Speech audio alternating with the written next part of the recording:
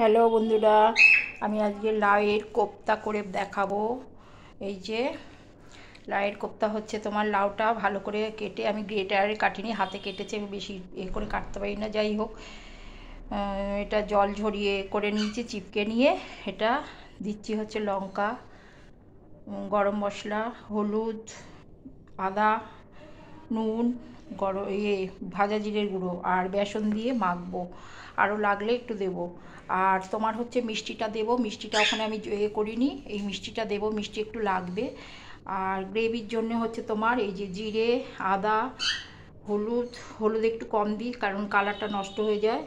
আর নুন, আর এই লঙ্কার, কাশ্মীর লঙ্কার গুঁড়ো, চিনি, লঙ্কা বাটা, একটু ঝাল দেবো কারণ লাই ঝাল দেয় না বলে আমি দেবো, গরম মশলা আর হিং দেবো, আমি যেহেতু নিরামিষ করছি, রসুন দিচ্ছি না। আর টমেটোটা থাকবে সাথে গ্রেভির মধ্যে।